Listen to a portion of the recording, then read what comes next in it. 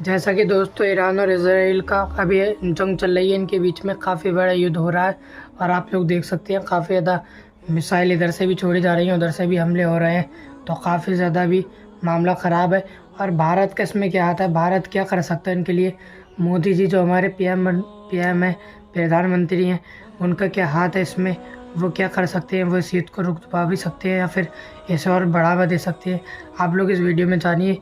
काफ़ी ज़्यादा कुछ भारत का इसमें बहुत बड़ा अहम रोल है हमारे देश का।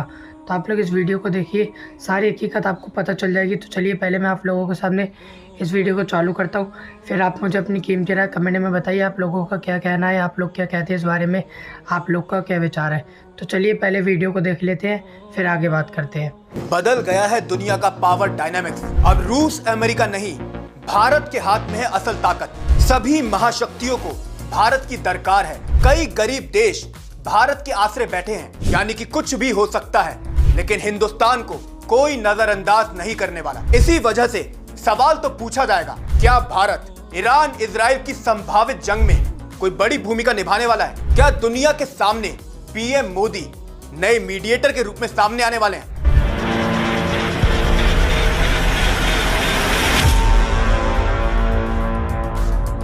नमस्कार, मैं हूं सुधांशु माहेश्वरी और शुद्ध देसी राजनीति के सेकंड सीजन में आप सभी का स्वागत है। पिछले हफ्ते तक हम इजराइल और लेबनान की बात कर रहे थे, लेकिन देख लीजिए, इजराइल ने युद्ध का तीसरा मोर्चा खोल दिया है। अब लेबनान के बारे में कोई नहीं पूछ रहा, बस एक ही बात चल रही है, ईरान इजराइल के बीच में आगे क्या होने वाला है।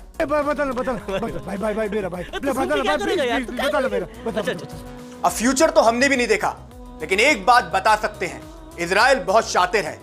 वो सही समय पर और पूरी रणनीति के साथ वार करता है। हिजबुल्लाह कोई आज का दुश्मन नहीं है, लेकिन उसने कई सालों बाद पेजर अटैक किया।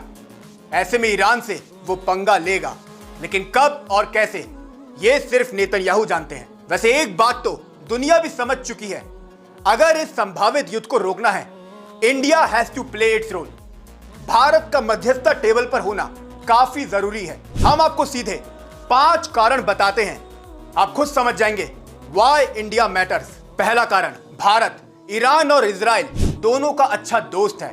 कई सालों से दोनों देशों के साथ व्यापारिक रिश्ते हैं। एक से हम तेल ले रहे हैं तो दूसरा हमें समय समय पर हथियार देता है।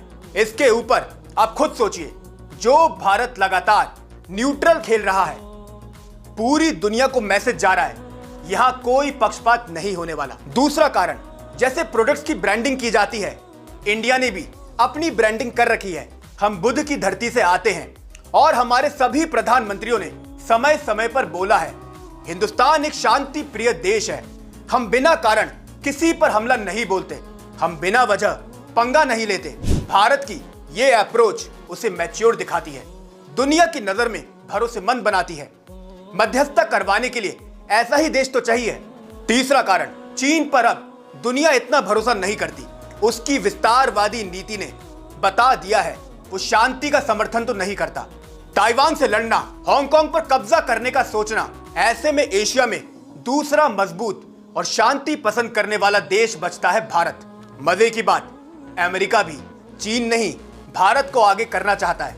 रीजन सिंपल है, अमेरिका चीन को इस समय अपना सबसे बड़ा कॉम्पिटिटर मानता है, सो उसे रोकना उसका धर्म भी है और गोल भी। चौथा कारण, प्रधानमंत्री नरेंद्र मोदी का स्टाइल, उनकी दुनिया के नेताओं के साथ केमिस्ट्री मायने रखती है। पहले भी भारत के कई पीएम विदेश गए हैं, पहले भी दौरे हुए हैं, लेकिन अपनेपन वाली फीलिंग पीएम मोदी लेकर आए हैं। उनका पर्सनल टच, उनके अपने जेस्चर्स उन्हें कई वर्ल्ड लीडर्स के सामने फेवरेट बना देते हैं। यहां भी नेतन्याहू तो मोदी के करीबी दोस्त हैं। ईरान के साथ भी कई मोर्चों पर तगड़ी साझेदारी चल रही है। ऐसे में पीएम मोदी जैसा चेहरा इंडिया को मीडिएशन टेबल पर काफी मजबूत बनाता है। किसका है ये तुमको इंतजार में हूं ना। वैसे एक मेंशन हम अपने विदेश मंत्री एस जयशंकर का भी करना चाहते हैं। उनसे वॉशिंगटन में एक सवाल पूछा गया, ईरान इजराइल विवाद में इंडिया क्या रोल प्ले करेगा? उनका जवाब था, मुश्किल समय में बातचीत की अहमियत को कम नहीं समझना चाहिए।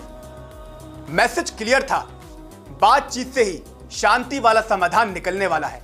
वैसे एक बात और नोटिस करने लायक है, जिस यूएन को साल का 3000 करोड़ से भी ज्यादा का बजट मिलता है, वो 7 युद्ध रुकवाने में फेल रहा है। कहना चाहिए पूरी तरह फ्लॉप हो चुका है। हाल के एग्जांपल्स ले लीजिए, रूस यूक्रेन युद्ध को लेकर यूएन की कोई प्रिपरेशन नहीं दिखी। अब यहां इजराइल ने युद्ध के इतने मोर्चे खोल दिए, यूएन क्या कर रहा है? सिर्फ प्रवचन, नो एक्शन। दुनिया के कई देश यूएन से त्रस्त हो चुके हैं, ऐसे में वो युद्ध रुकवा देगा, किसी को भरोसा नहीं। बट भारत ऐसा कर सकता है, ये उम्मीद तो दुनिया के अंदर जरूर जगी है। उम्मीद तो इसलिए भी ज्यादा है बिकॉज इंडिया की कूटनीति अब काफी असरदार हो चुकी है। रूस यूक्रेन वॉर का एग्जाम्पल ले लीजिए, दुनिया बट चुकी है। कोई कह रहा है रूस को सजा मिलनी चाहिए, कोई कह रहा है यूक्रेन को सरेंडर कर देना चाहिए, लेकिन भारत कह रहा है हम शांति के साथ खड़े हैं, हम कोई न्यूट्रल नहीं है, हम तो शांति के पक्षधर हैं। इसे तगड़ी डिप्लोमेसी की पराकाष्ठा कहते हैं। पीएम मोदी यूक्रेन गए, अपनी सिंपैथी दिखाई, कुछ समझौते किए, फिर वो चले गए रूस पुतिन से मिलने। अब पुतिन के साथ भी रिश्ते निभा लिए। ऐसे में खुद का कोई नुकसान नहीं एंड दुनिया को मैसेज चला गया, भारत दोनों देशों का अच्छा दोस्त है। भाई आपका नॉलेज तो कमाल का। जाते जाते एक इंटरेस्टिंग फैक्ट आपको बता जाते हैं।